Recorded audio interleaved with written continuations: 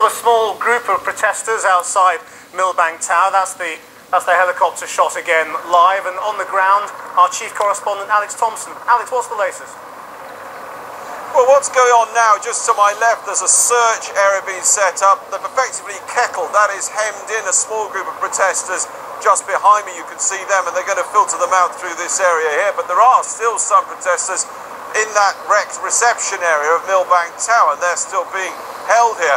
What struck me today is that a number of individuals, students of course, but also a number of police officers and a number of bystanders, often in their 50s and 60s in a couple of cases, all saying the same thing, that they expect an awful lot more of this. There was trouble. It was caused by a minority involved in the greater demonstration, but that's the case with almost every demonstration that's ever been held.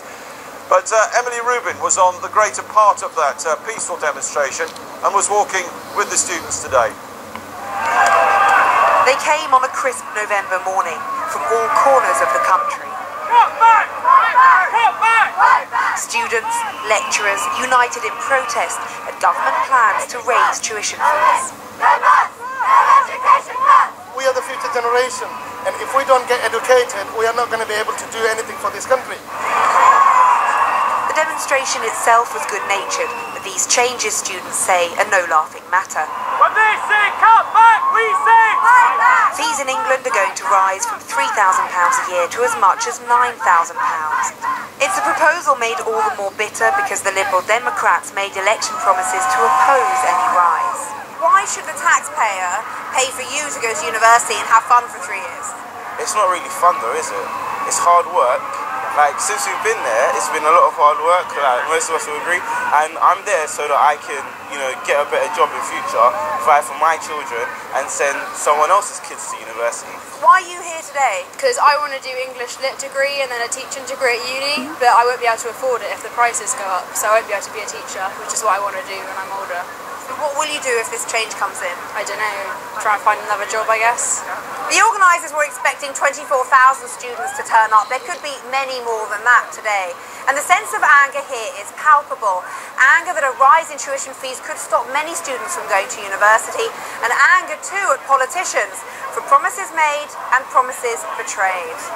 Here we go! Tories come! Here we go! English universities are some of the most expensive to attend in the developed world, though fees aren't paid up front. The coalition government wants to cut the amount it gives universities to teach certain courses, and tuition fees need to rise to cover this. Either that or the burden falls on the general taxpayer. Would they be happy to pay more? We don't need any more taxes. But they say that they benefit the economy, these graduates. Well, them lot, they don't look as though they do. It was then the demonstration started to turn ugly.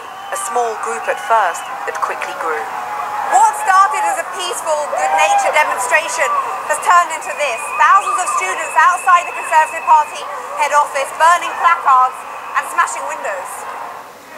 Tonight, the National Union of Students blamed a minority of protesters for hijacking the march. They're hoping that what was the largest demonstration of students in more than a decade won't be remembered just for this. Emily Rubin reporting, and for the latest from the Channel 4 News team on the tuition fees protests and a defence of the plans from the university's Minister David Willett, go to our website channel4.com/news, and later in the programme we'll talk to a government minister, the President of the National Union of Students, and some of those at the forefront of today's violence.